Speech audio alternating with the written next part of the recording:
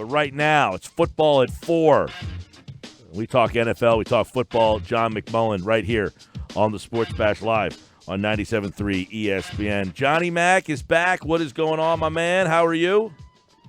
How are you, Mike? Happy Memorial Day weekend. I am. Enjoy the extra crowds. Yeah, man. We're looking forward to having so many people down here taking up parking spaces, being rude and ignorant. Yeah, I wouldn't handle that very well. I give you a lot of credit. Yeah, well, we do our best. No, we enjoy having the extra people down here and contributing to the economy of the Atlantic and Cape May County and all beyonds, wherever everybody is hanging out. Ocean County. And listening. That's right. On the drive down. That's right. We've already seen the influx of people listening today, and we appreciate them. But let's dive into some things. That they're listening. They want to hear your opinion on Donovan McNabb and the Hall of Fame. This has been all over the place today. And he came out and said, look, my numbers are better than Troy Aikman. You know, I will, full disclosure, I was a McNabb fan. I felt that the fans, just misunderstood him a lot. And he, in his post-career, he has kind of said some things that have rubbed people the wrong way.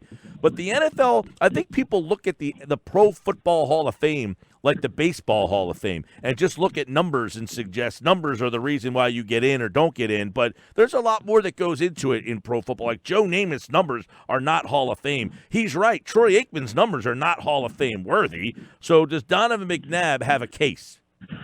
Yeah, I mean, nobody's numbers are Hall of Fame worthy if you look at it in the lens of the evolution of the game. So I think, number one, you have to take each generation for that generation and rate the players against who they were playing with at the time, and then you sort of get a better feel.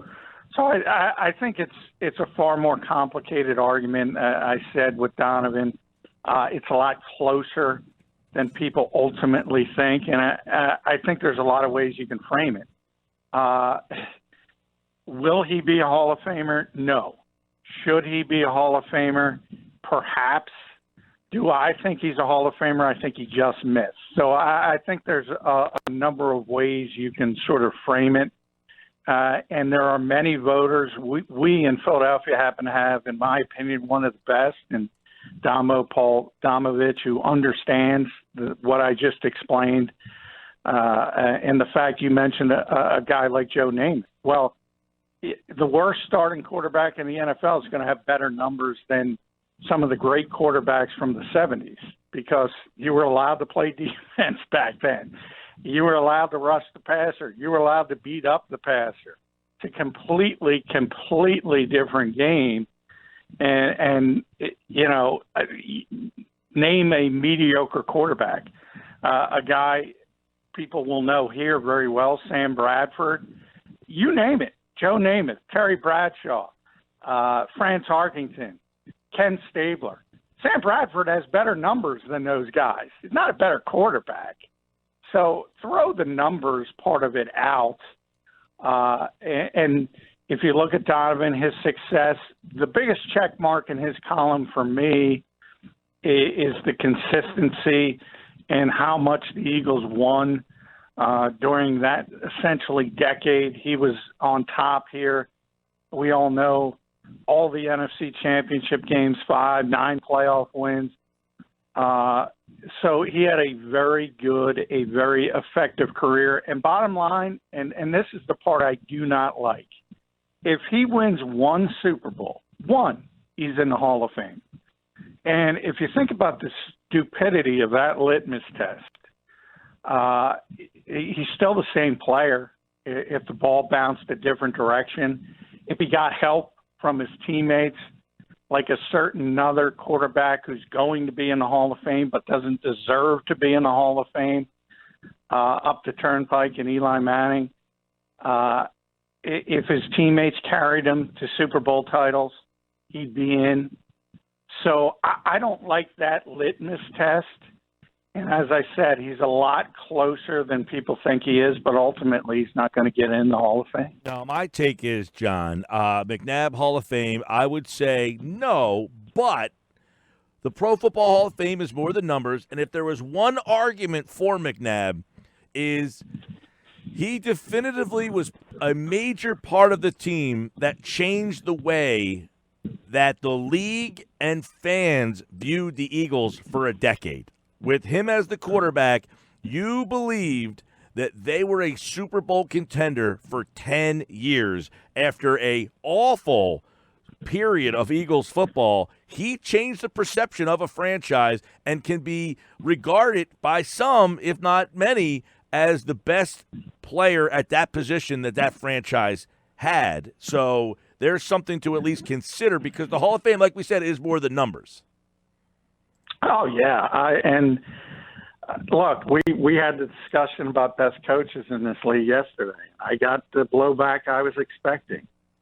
There's a generation of Eagles fans that grew up on winning and are alienated by the fact that both Andy Reid and Donovan McNabb were not able to win a Super Bowl. The generation before kind of understands a little bit more and how bad this team was for a very long period of time. The franchise as a whole wasn't very highly regarded. If you look at it today, Andy Reid and Donovan McNabb are a big part of even where they are now and how highly regarded they are as a franchise. Jeffrey Lurie's in that as well. But there's a lot of checks in this column, but ultimately the biggest check against him. And again, it's too much weight is placed on this. But if he wins the Super Bowl, he's in. Even if he went to, say, 3 or 4, and he won some of those NFC championship games, I think he's in. I think it's a bad litmus test. I'm on record. It's not quarterback versus quarterback. Quarterbacks are not solely responsible for Super Bowl wins or losses in the NFC championship game, just as they're not responsible for wins solely. But we all know what it is, unfortunately, and that's a big part of it. And that part is missing from the resume, and that's why the major reason he will not get in. And it's a shame. The regular season records, I mean, he's 98, 62-1. I mean, he is over 30 games over 500. Not to mention he has 9 playoff wins. Yeah, 9 playoff wins. The fact, nobody puts in I always laugh at people who say, can't win the big one, can't win the big one. Well, the first part of being able to win the big one is to be in the big one. So how do you get to the big one if you're not winning a heck of a lot? And why are the playoff games before and I put the quotes on it, the big one, why are they not important? Why are they not big games? I agree with you. It's a terrible litmus test. And I bring up Eli Manning because he won too. But if you look at those games, just think about those games. In both of those games, it was the Giants' front four that dominated. They were the major key to both games. You think about Asante Samuel. You think about David Tyree. What if those plays go in a different direction? That having that as a litmus test and saying, well, this guy's a Hall of Famer because essentially what you're saying is David Tyree caught a ball off his helmet. Mm-hmm. If he doesn't, Eli's not. See, that is my issue with people who just look at Super Bowl wins. They don't look at the games. They don't look at the context of the games. Maybe even a better example is John Elway, because John Elway was one of the best quarterbacks of all time, top 5, when he was losing Super Bowls. When he won, he was a shell of himself. He was at the end of his career. That was Terrell Davis's team. That was what they were built on. And actually, in one of the wins, he had one of the worst Super Bowl performances for any quarterback in history. But it gets washed away. People forget that. Yeah. And they say, well, he's got 2 Super Bowls. When he was losing was when he was the better player. And he does say, he said, quote, I'm a Hall of Famer. My numbers speak for themselves. My numbers are better than Troy Aikman. Now, numerically, Where's that number for you? He's at 37,000 career passing yards, 234 touchdowns, 117 interceptions. There are his regular season numbers. Now, in the playoffs, he is 9-7. He threw for about 3,700 yards, 24 touchdowns, and 17 interceptions. So his playoff numbers are good. They're not great. His regular season numbers are good, closer to great, but still not great numbers. He had the one monster season where a lot of people would say, hey, if he had a player of that caliber more often in his career, he showed you the capability. I don't know if that gets you any points. Well, I mean, yeah, for the majority of his career, the receivers were not good here. I don't think there's any question about that. It depends on the voters. A lot of them are well educated and take into account things like that and will. As I said, nobody's going to look at numbers. It's not, you brought up baseball, it's not 3,000 hits, it's not 500 home runs. It's a completely different game. And even from the 70s to the 80s and now, each generation it's different. I try to explain to people now who look at Ray Guy. Ray Guy's the best punter in the history of football. And he's in the Hall of Fame. And people will look at his numbers and say, how is this guy in the Hall of Fame? He's a below-average punter in today's game, numbers-wise. We all know the advances in not only nutrition and the equipment itself, the actual football, and it travels farther today than it did in the 70s. But when you place Ray Guy in his era, and see how much better he was than every single one of his peers. That's what you gauge Hall of Fame on. Their peers at the time, or I should say, that's what you should gauge the Hall of Fame on.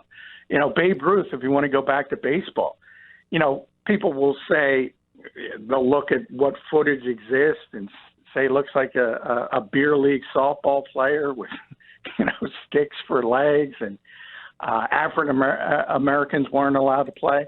That's all correct.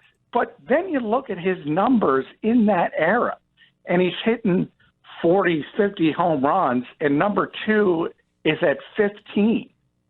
That's how much better he was than everybody else. That, to me, is how you gauge Hall of Famers. You place them in their era. How good was Donovan in his era? He certainly won at a top five level, and he performed at a top five level. That said, it is the Hall of Fame. It's not the Hall of Very Good. He's a very good player. I think he's a borderline player, but I don't think he gets in.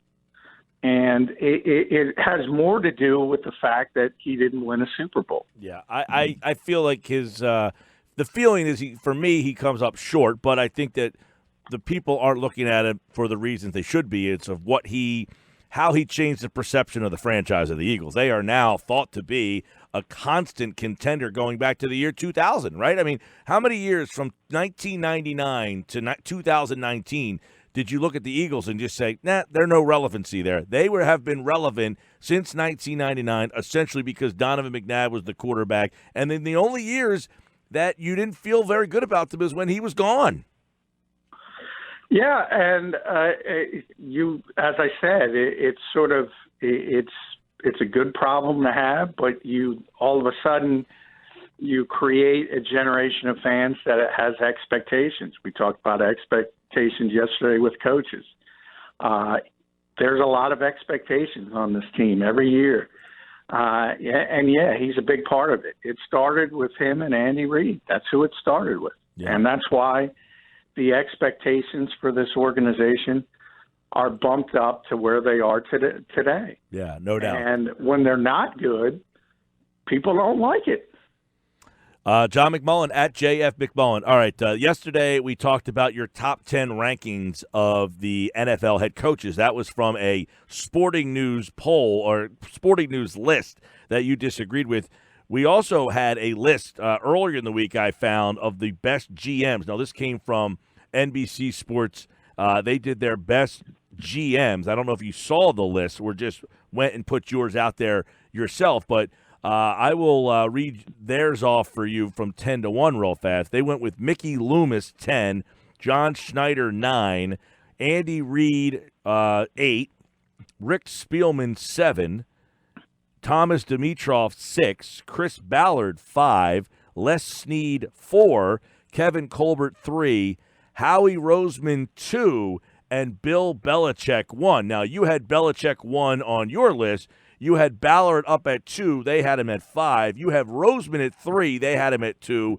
They have Colbert. You have Colbert, Spielman, John Dorsey, who did not make their list, Tom Telesco, who did not make their list, Les Snead, Dimitroff, and Schneider. So 2 guys on your list did not make their list, but a lot of it was very close. But Belichick at the top, you have Ballard 2, and Roseman was 2 on their list, 3 on your list. So it seems that Roseman is now getting a lot of the respect and credit that he possibly deserves now. Yeah, and he should. I mean, we just talked about how well regarded this organization is, and that has started with Andy and Donovan, but it continues on today. But there was a dip, and that dip was when Jeffrey Lurie made a mistake and gave Chip Kelly power and kicked Howie Roseman to the other side of the building. You saw the disastrous effects that had. And, but while you say it, the silver lining of that was Howie actually learned from that. He was not this guy before that. And what he asked Jeffrey Lurie was for the ability to travel and to meet with successful people in other organizations, not only in football, but in sports. Brian Cashman, for one, is someone he talked to. R.C. Buford in San Antonio, the Spurs, is another. He actually went to travel and pick the brains of guys who have been heads of successful organizations, and I think he learned a lot from it. And he came back, and he got the power back. Very short leash. I think that is understated as well. When Jeffrey went back, it was a little embarrassing. He took some hits. They said, "What the heck are you doing?" Specifically, he took some hits. And he did put Howie on a very short leash. He said he's going to have to start getting along with people because one of the issues his first time was the fact that he butted heads with a lot of people, not just Chip Kelly, but before. There's many people that left this organization after butting heads with Howie Roseman. So he came back. The word is collaborative. Jeffrey says it all the time. And that's where Joe Douglas comes in, Doug Peterson. And everybody's been on the same page. And what I always say about this organization is what's most impressive about it is everything they do makes sense. You're going to make mistakes on personnel. It's not an exact science because human beings are flawed. And they don't always tell you the truth. And they might have some issues, but they're not going to tell you that. So if you're saying a kid might have a problem with alcohol or something else, or his work ethic might even be as simple as that, isn't the greatest in the world, well, when they're on a job interview, they're going to lie a little bit. And so you have to have a feel for people in general. But the bottom line is in personnel in this league, you're going to miss. You're going to miss. But the goal is to hit on more than your peers, similar to we talked about at Hall of Famers. Who are the Hall of Famers? The guys who are better than their peers. Howie Roseman has proven to be better than the vast majority of his peers. All right, and then finally, the Jets have asked permission to interview Eagles VP of Player Personnel Joe Douglas, and we thought it would get to this point, so it now looks like that he is the favorite, and will now they get asked for permission. Do the Eagles have to grant it? Well, if it's for the GM job with control over the 53, yeah, he can leave for that job. Again, I've explained before, personnel contracts aren't like player contracts. They're not public, so it's very difficult to get that information. Usually when you're the stature of Joe, you get a 3-year deal. for a vice president of player personnel type job. That's usually the range it's in. This would have been his third year that just passed. So from all indications I get, he'll certainly be able to interview. He'll certainly be able to take the job if he wants it. So I think the ball is in Joe's court. We'll keep our eye on that and see what happens. Joe Douglas getting asked. The Jets have asked for permission to interview Joe Douglas along with Champ Kelly, who is with the Chicago Bears. So we'll see if over Memorial Day weekend the Jets find a GM, and could it be Joe Douglas? And then on Tuesday we will have, who is it, Jim Schwartz speaking, right? Jim Schwartz and Mike Rowe. So coordinator day, first one of the year. And it's been a while since we've heard from Jim Schwartz. Yeah, I think I just mentioned Damo. I think he tweeted out 140 days since the last time we talked to Jim Schwartz. All right, so we're looking forward to that. Tuesday's edition, we'll have coordinators. OTAs continue. John McMullen at JF McMullen. Football at 4 right here on the Sports Bash. If you miss it, you can go to our website, 97.3 ESPN.com, the YouTube channel, and check out Football at 4 every day. Thanks, pal. Have a good weekend. All right, enjoy it.